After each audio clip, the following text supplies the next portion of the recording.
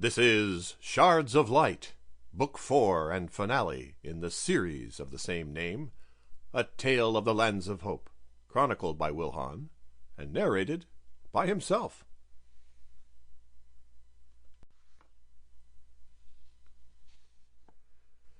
When unknown conspirators launched their deadly schemes to overset the city of Cryssigens and trigger civil war, hope rests on a trio of heroes, none of which fully understands the depth and speed of the approaching menace. In 2002 ADR, the jewel of the Southern Empire is the city of Cryssigens, where life is an unending carnival of display, while intrigue brews beneath the surface. Nobles, guilds, and house cups scheme with and against each other, even in the best of times. But civil war stripped the city of its overlord. Now factions emerge to dare all in a bid to succeed to the throne. Captain Justin seeks to win political favor in Thralmacia and return in time to tip the balance.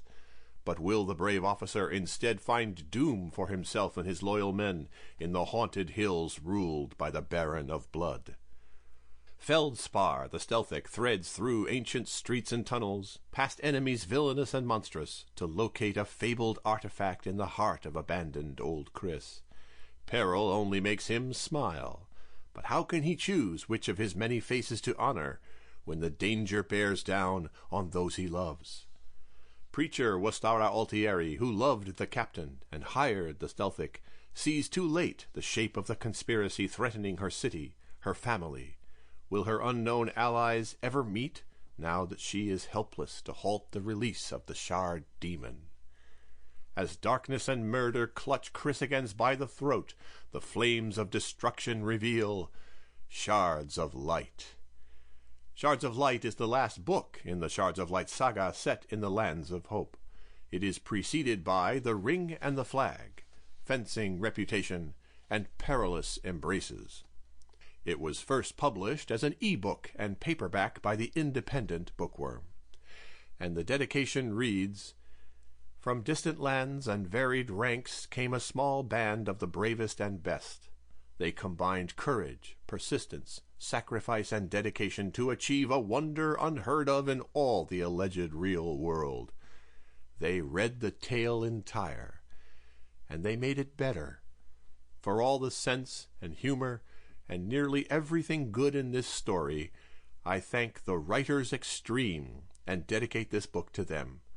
To Mary Bodder Kelly, who got me started and by the end was asking for more. To Antonio Diggs, who understands the epic style better than anyone I know and makes the world wait for his tale until the fullness of time. And to Katharina Gerlach, who has read everything and given so much of her knowledge and caring. There would be no chronicle without all of you.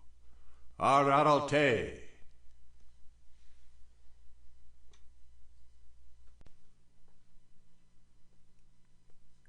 Chapter 1. Justin's company crossed a small stream called the Maquis just before sunset of the fourth day out from Cryssigens. Imperial soldiers had entered the barony of Thralmacia nearly 2 days sooner than anyone expected, with the sole exception of their captain. But as the men set up brush barricades, fire pits, latrines, and tents for the evening camp, Justin looked north into the ever-rising range of dark hills and mountains ahead, and began to understand why no one else hurried to get here. The deepening gloom fell unbroken by much talking. Tired soldiers needed food and fire before they would find their tongues again, and knew their jobs by now.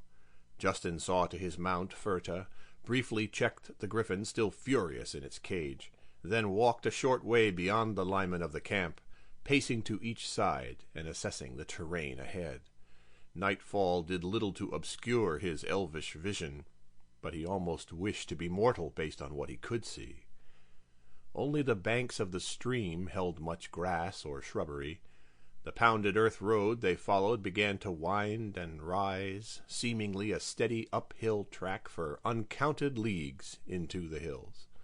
Nowhere in his vision could Justin see a plot of land that looked capable of bearing crops. Most of the hilltops bubbled up bare of trees, yet the summit... Sample complete. Ready to continue?